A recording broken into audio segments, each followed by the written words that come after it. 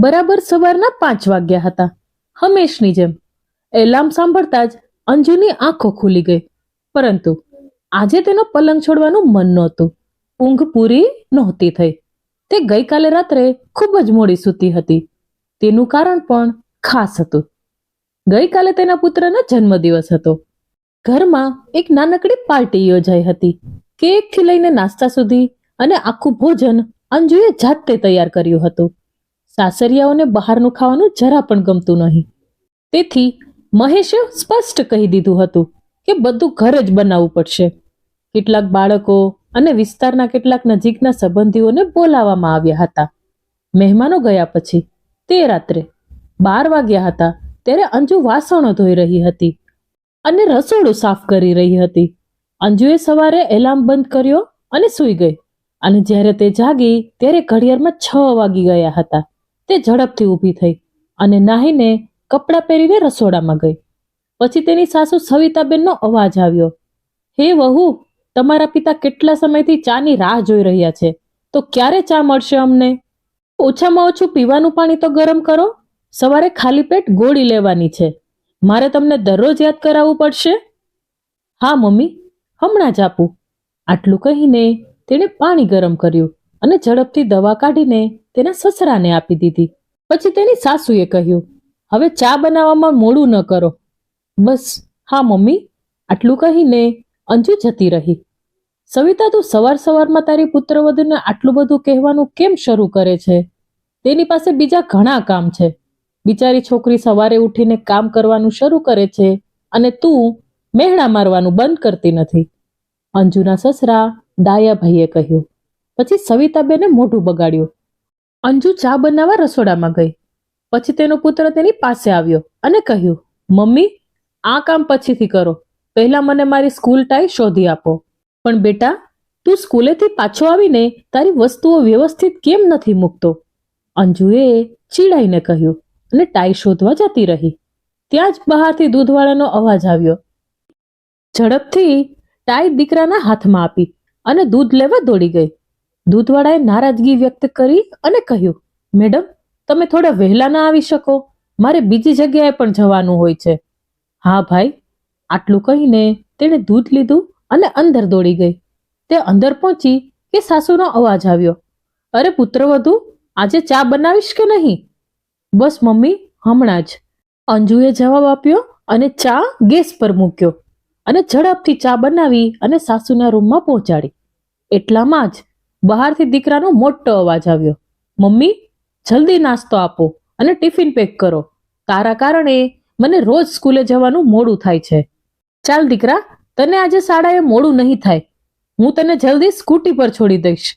આટલું કહીને અંજુ રૂમની બહાર દોડી ગઈ. ત્યારે ડાયાભાઈએ પોતાની પત્નીને કહ્યું, મહેશ બંટીને શાળાએ મૂકવાનું કામ કરી શકે છે. બિચારી છોકરી આટલું બધું દોડીને થાકી ગઈ હશે. તે બ્યુટી પાર્લર પણ ચલાવે છે. ત્યારે સવિતાબેને કહ્યું, અરે, તમે તમારી પુત્રવધૂને ચલાવવા માટે સ્કૂટર આપ્યું છે, તો બંટીને સ્કૂલ છોડવામાં શું મુશ્કેલી છે? અને ખેર, મારો દીકરો આખો દિવસ ઓફિસમાં કામ કરીને થાકી જાય છે, તેથી તે સવારે આરામથી ઉઠે છે. પુત્રને શાળાએ જવા માટે તૈયાર કર્યા પછી અંજુએ તેને સ્કૂટર પર બેસાડ્યો અને તેને શાળાએ મૂકવા ગઈ.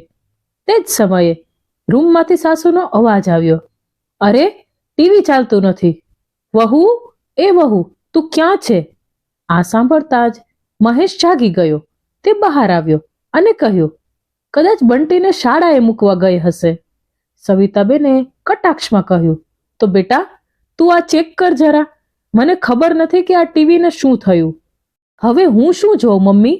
મને ઓફિસ જવાનું મોડું થાય છે. અંજુ આવશે તે જોશે. મહેશે ખચકાટ સાથે જવાબ આપ્યો. થોડીવાર પછી જ્યારે અંજુ ઘરે આવી ત્યારે મહેશ ગુસ્સે થઈ ગયો અને કહ્યું, અંજુ, બંટીને સ્કૂલ છોડતા પહેલા માતા પિતાનું બધું કામ પૂરું કરી લે. મમ્મી તને બોલાવતી હતી. અંજુએ પૂછ્યું, કેમ, શું થયું? મહેશે કહ્યું, અરે, ટીવી કામ નથી કરી રહ્યું. તેને ઠીક કરવા માટે તને ફોન કરી રહી હતી. ઠીક છે, હું જોઉં છું. શું થયું મમ્મી? શું ટીવી કામ નથી કરતું? રૂમમાં પ્રવેશતા જ અંજુએ કહ્યું. તો સાસુએ જવાબ આપ્યો, હવે શું, મારી ફેવરેટ સિરિયલ પણ પૂરી થઈ ગઈ હશે. હું જોઉં છું મમ્મી. અંજુએ સ્વિચ ચેક કરી અને ટીવી ચાલુ કર્યું. હા, સ્વિચ ઢીલી હતી, તેથી તે કદાચ ચાલતું નહીં હોય. સારું.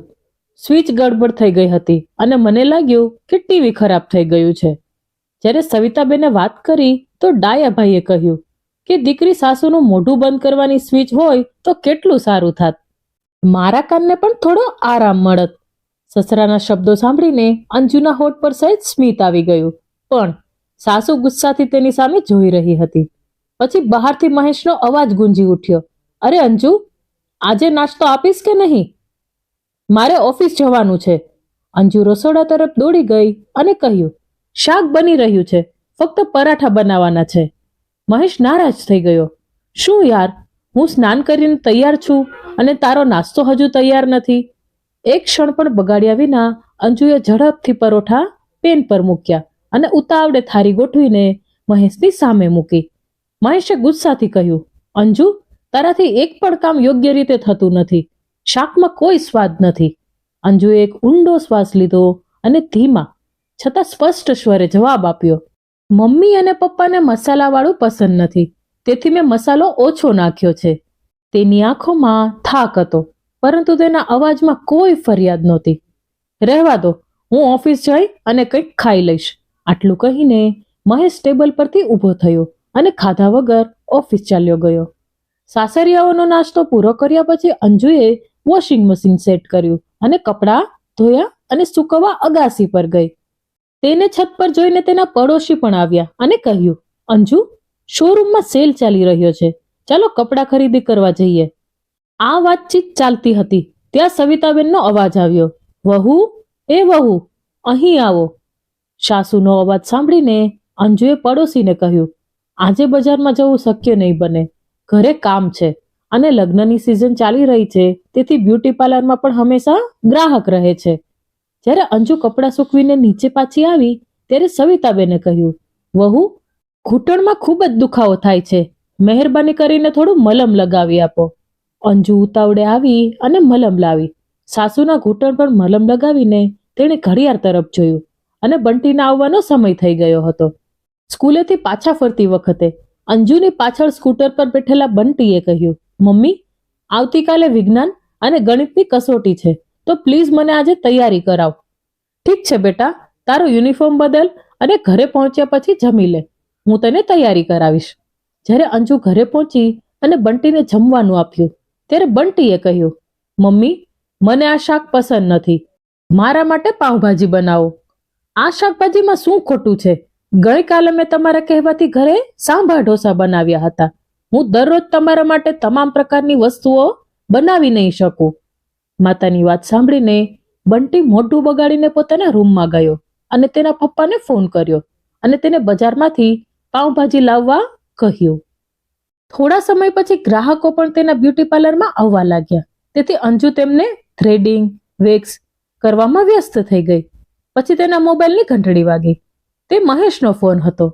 ફોન ઉપાડતાની સાથે જ મહેશે કહ્યું, શું અંજુ, બંટી વારંવાર બહારની પાઉંભાજી ખાવાનો આગ્રહ રાખે છે, તમે આખો દિવસ ઘરે છો, ઓછામાં ઓછું બાળકને ગમતી વસ્તુઓ તો બનાવો. અને પછી એક ક્ષણ માટે તે અટક્યો અને કહ્યું, અને હા, મારા કેટલાક મિત્રો આજે સાંજે આવી રહ્યા છે, તેથી તેમના માટે કેટલાક સરસ નાસ્તા પણ બનાવજે. તેણે ઓર્ડર જાહેર કર્યો અને કંઈ પણ સાંભળ્યા વિના ફોન મૂકી દીધો. અંજુએ ઝડપથી બાકીનું કામ પૂરું કર્યું અને સાંજની તૈયારી શરૂ કરી. મહેશ અને તેના મિત્રો આવે તે પહેલા જ તેણે સમોસા અને પકોડા બનાવવાની તૈયારી કરી લીધી હતી. બધા એકબીજાની સાથે હસવામાં અને વાતો કરવામાં વ્યસ્ત હતા. આ વચ્ચે મહેશે સહેજ સ્મિત સાથે કહ્યું, ભાઈ, આજકાલ પરિસ્થિતિ એવી છે કે મોંઘવારી કમાણી કરતા વધી ગઈ છે, ખર્ચનું સંચાલન કરવું મુશ્કેલ બની ગયું છે. તે જ સમયે અંજુ ચા સાથે ક્રન્ચી પકોડા અને ગરમ સમોસા લઈને આવી તો મહેશના એક મિત્રએ કહ્યું, કંઈ ના બોલ યાર, ભાભી પણ ઘરના ખર્ચમાં મદદ કરે છે, બ્યુટી પાર્લરમાં પણ સારી કમાણી થતી હશે. શું તે મદદ કરે છે? જો અપર લિપ અને આઈબ્રો બનાવવાથી ઘર ચાલતું હોત તો બસ થઈ ગયું કામ. પતિ પાસેથી આવું સાંભળીને અંજુનું હૃદય ડૂબી ગયું. તેને લાગ્યું કે જાણે કોઈએ તેના સ્વાભિમાનનું ઉલ્લંઘન કર્યું હોય. અરે અંજુ, થોડા વધુ પકોડા લાવ. આટલું કહીને મહેશે ફરી તેના મિત્રો સાથે વાતો કરવાનું શરૂ કર્યું. પોતાના આંસુ છુપાવી તે રસોડામાં પકોડા લાવવા ગઈ અને બધાને પીરસવા લાગી. પછી તે રસોડામાં પાછી આવી અને શાક બનાવવાનું શરૂ કર્યું. તેની આંખોમાંથી સતત આંસુ વહી રહ્યા હતા. તે જ સમયે કુકરની સીટી વાગી. ત્યારે અંજુએ મનોમન કહ્યું, આ પ્રેશર કુકર મારા કરતા સારું છે. ઓછામાં ઓછું જ્યારે તે ભરાઈ જાય ત્યારે તે તેને દૂર તો કરે છે. બીજી બાજુ રૂમમાં સવિતાબેન બબડવા લાગ્યા. શું તમે જાણો છો કે આ વહુ ક્યાં છે? મારે દવા લેવાની છે અને પાણીની બોટલ ખાલી છે. ડાયાભાઈએ કહ્યું, બિચારી વહુ સવારથી કામ કરે છે. હવે મહેમાનો પણ આવી ગયા હતા. સવિતા, તું જાતે જ બોટલ ભરી લે ને. હા હા, તમારે તો બસ બોલવું છે. એ છોકરી તમને બહુ સારી લાગે છે. અહીં મારા પગ દુખે છે તેનું શું? સવિતાબેને કટાક્ષમાં કહ્યું.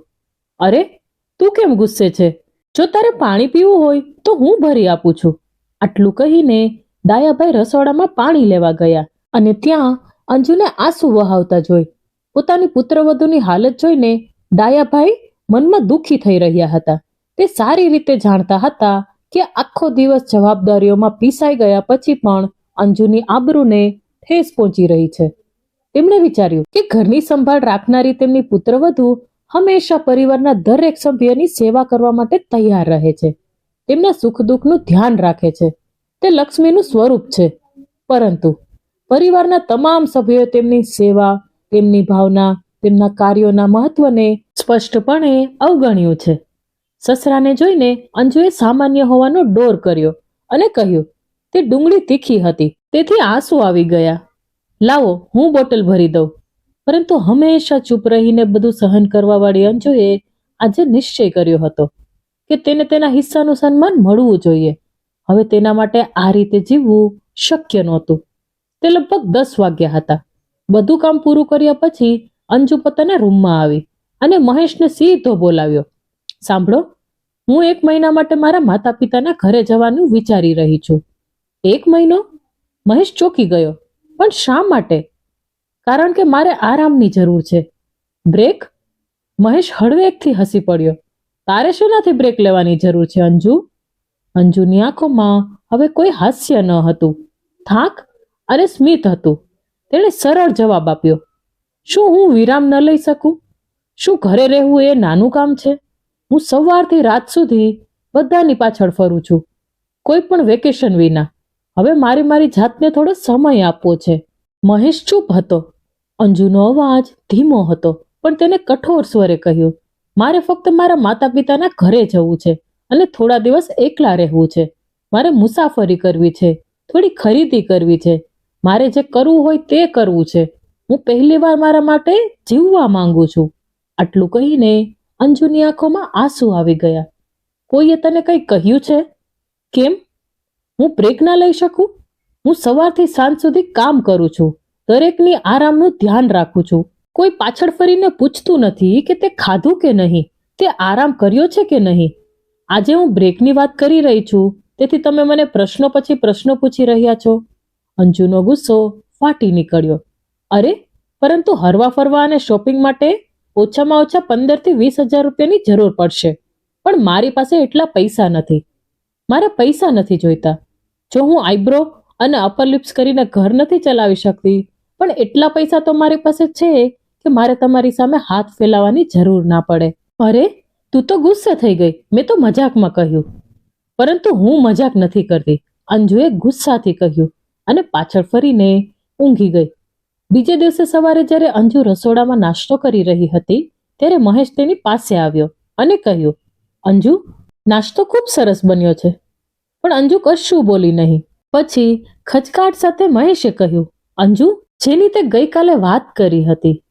મહેશ કંઈક કહેવા જઈ રહ્યો હતો ત્યારે અંજુએ કહ્યું, મારે પરમ દિવસે સવારે નીકળવું છે. પછી મહેશ રસોડામાંથી બહાર આવ્યો અને તેના પુત્ર તરફ જોઈને કહ્યું, અરે જલ્દી નાસ્તો પૂરો કર, હું તને શાળાએ મૂકી જાઉં. પણ પપ્પા, મમ્મી મને મૂકવા આવે છે.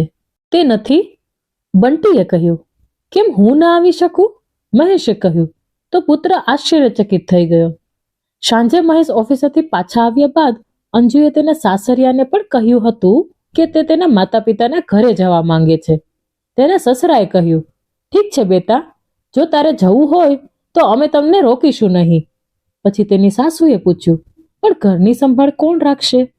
મમ્મી, આ તો 1 મહિનાની વાત છે.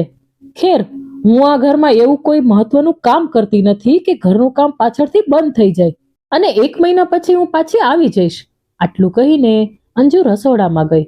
પછી બંટી બોલ્યો, પણ નાસ્તો કોણ બનાવશે? મારી ટિફિન કોણ આપશે? અને મારું હોમવર્ક તે કોણ કરાવશે? મારી પરીક્ષાઓ શરૂ થવાની તૈયારીમાં છે. ડાયાભાઈએ થોડી વાર વિચાર્યું અને કહ્યું, મને ચા કોણ આપશે? મારી દવાઓની સંભાળ કોણ રાખશે? અને સવિતાબેને એવું પણ કહ્યું હતું કે ઘર, કપડાં, વાસણ આ બધું કોણ સાફ કરશે? આ વિશે વિચારીને બધાએ એકબીજાની સામે જોયું. બીજે દિવસે સવારે અંજુ હંમેશની જેમ કામમાં વ્યસ્ત હતી અને ઘરના બીજા બધા લોકો હોલમાં બેઠા હતા. પેપર પેન ઉપાડીને મહેશે ગણતરી કરવાનું શરૂ કર્યું. તમારે રોટલી શાક બનાવવા માટે એક નોકરાણી રાખવી પડશે. ઘરની સફાઈ માટે પણ કહેવું પડશે. વાસણ ધોવા માટે એક અલગ નોકરાણી રાખવી પડશે અને લોન્ડ્રી અને ધોવાનું કામ ધોબી કરશે. અચાનક બંટીએ કહ્યું, પણ પપ્પા, મારા અભ્યાસ માટે પણ ટ્યુશન રાખવું પડશે. શરૂઆતમાં મારી મમ્મીએ મને શીખવ્યું. ત્યારે સવિતાબેને ખચકાટ સાથે કહ્યું, અને કોઈ મારા પગ પર માલિશ કરનારું. આ સાંભળીને મહેશ તેનું માથું પકડીને બેસી ગયો અને કહ્યું, તેની કિંમત ઓછામાં ઓછી 25 થી 30 હજાર રૂપિયા છે. ડાયાભાઈએ કહ્યું, બેટા, આ પૈસા તારા પગારના અડધા જેટલા છે અને અમારી પુત્રવધુ આખા મહિનામાં આટલા બધા પૈસા બચાવે છે અને બ્યુટી પાર્લરમાંથી પણ કમાણી કરે છે. તે જુદી છે.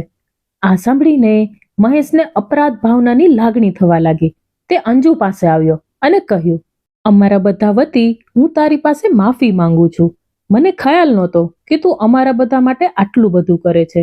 મને લાગ્યું કે આ ઘર ફક્ત હું જ ચલાવું છું, પણ સત્ય એ છે કે આ ઘરનો એક પણ પાયો તારા વગર ટકી શકતો નથી. પણ હું તને જતા રોકીશ નહીં. પહેલેથી જ અમે તારી સાથે ખૂબ અન્યાય કર્યો છે. હવે તારી ઈચ્છા પ્રમાણે થશે. કામ પૂરું કર્યા પછી અંજુ સાસુના રૂમમાં ગઈ અને કઈ દવા ક્યારે લેવાની છે તે વિશે બધું સમજાવ્યું. રાત પડતા સુધીમાં તેણે પોતાની બેગ પેક કરી લીધી હતી. સવારે બંટીને તૈયાર કર્યા પછી જ્યારે અંજુ બસ સ્ટેન્ડ જવા માટે ઓટોમાં બેસવા લાગી ત્યારે દરેકનું હૃદય ભરાઈ ગયું હતું. કારણ કે અંજુ ફક્ત 1 કે 2 દિવસ માટે નહીં પણ 1 મહિના માટે જતી હતી. હવે બધા ચિંતિત હતા કે 1 મહિના સુધી અંજુ વિના ઘર કેવી રીતે ચાલશે. તમારી જાતનું ધ્યાન રાખો દરેક. આટલું કહીને અંજુ ઓટોમાં બેસીને જતી રહી. સવિતાબેન જ્યારે નાસ્તો બનાવવા રસોડામાં ગયા ત્યારે તેને પરસેવો વળી ગયો. બંટી સ્કૂલે જવાનું હતું અને મહેશને ઓફિસે જવાનું હતું, તેથી પહેલા નાસ્તો બનાવીને તેને આપી દીધો. પરંતુ અંજુ વિના બંટી કે મહેશને ખાવાની ભૂખ નહોતી. જમવાનું અધૂરું છોડીને બંને ડિનર ટેબલ પરથી ઊભા થયા. ડાયાભાઈએ પણ ઉદાસ સ્વરમાં જમવાની ના પાડી. અંજુ વિના ઘર ખાવા દોડી રહ્યું હતું. બધા લોકો હોવા છતાં ઘરમાં ખાલીપો હતો. ચાલ બંટી, હું તને સ્કૂલમાં મૂકી આવું. આટલું કહીને મહેશે દરવાજો ખોલતાની સાથે જ તે જોઈને આશ્ચર્યચકિત થઈ ગયો. અંજુ તેની સામે ઊભી હતી. તું પાછી આવી ગઈ? મહેશની આંખોમાં જોયું અને અંજુએ કહ્યું, મેં થોડા દિવસો સુધી તમારા વિના જીવવાનો પ્રયત્ન કર્યો પણ હું ન રહી શકી. આ સાંભળીને મહેશના ચહેરા પર સ્મિત આવી ગયું અને તે અંજુનો સામાન ઉપાડીને અંદર લઈ આવ્યો. તેમને જોઈને બધાના ચહેરા પર ખુશી ચમકી ઉઠી. સવિતાબેને કહ્યું, દીકરી, અમે તારા વગર 1 કલાક પણ અહીં વિતાવી શકતા નથી. મહિનો તો દૂરની વાત છે. આજે પહેલી વાર સાસુના મોઢામાંથી દીકરી શબ્દ સાંભળીને આશ્ચર્ય થયું. પછી અંજુએ બધાની સામે જોયું અને પૂછ્યું, તમે લોકોએ નાસ્તો કર્યો કે નહીં? પછી તેણે જવાબ આપ્યો, મને ખબર હતી કે કોઈએ કંઈ ખાધું નહીં હોય. ચાલો હું તરત જ નાસ્તો બનાવું છું. તે રસોડા તરફ જવા લાગી હતી કે સવિતાબેને પ્રેમથી તેનો હાથ પકડીને સોફા પર બેસાડી અને કહ્યું, નહીં પુત્રવધુ, આજે હું તારા માટે મારા હાથે નાસ્તો બનાવીશ અને તને ખવડાવીશ. હવે તમે બેસી જાઓ. મહેશ હસ્યો. હા અંજુ, માં નાસ્તો બનાવશે અને હું ચા બનાવીશ. બંટીએ પણ ખુશીથી કહ્યું, અને હું બધાને પીરસીશ. અંજુ થોડી ચોંકી ગઈ. અરે પણ તારે ઓફિસ જવાનું છે અને બંટીને સ્કૂલે. મહેશ હસ્યો અને કહ્યું, ના, આજે નહીં. મારા જીવનસાથીના પાછા આવવાની ખુશીમાં હું આજે આખો દિવસ ઘરે રહીશ અને તારી સેવા કરીશ. બંટી પણ કૂદી પડ્યો હા મમ્મી, આજે કોઈ શાળા નહીં. ઘરમાં એક અલગ વાઇબ હતું. દરેકના ચહેરા પર સ્મિત છે. દરેકના હૃદયમાં પોતીકાપણાની ભાવના છે. તે જ સમયે આ બધું જોઈને અંજુની બાજુમાં બેઠેલા ડાયાભાઈએ કહ્યું, જોયું દીકરી, મારા આઈડિયાએ કામ કર્યું ને? માત્ર 2 જ દિવસમાં દરેકનું મન યોગ્ય જગ્યાએ આવી ગયું. અંજુએ સ્મિત કર્યું. તેની આંખો ભીની થઈ ગઈ હતી, પરંતુ તેનું હૃદય શાંત હતું. તમારો આભાર પપ્પા, તેણે ધીમેથી કહ્યું. મિત્રો, આ એપિસોડ જો તમને પસંદ આવ્યો હોય તો ખાસ વિડીયોને લાઈક કરી એકવાર કમેન્ટમાં જય શ્રી કૃષ્ણ જરૂરથી લખજો. અને તમે કયા ગામથી મારી સ્ટોરી સાંભળો છો તે પણ આપ અમને જરૂરથી જણાવજો. અને ખાસ મિત્રો, આપણી ચેનલને સબસ્ક્રાઇબ કરવાનું ભૂલશો નહીં, જેથી આવી જ સત્ય ઘટના પર આધારિત કહાની આપણને સમયસર સાંભળવા મળતી રહે. ફરી મળીશું એક નવા એપિસોડ સાથે. ખૂબ ખૂબ ધન્યવાદ. જય શ્રી કૃષ્ણ. રાધે રાધે.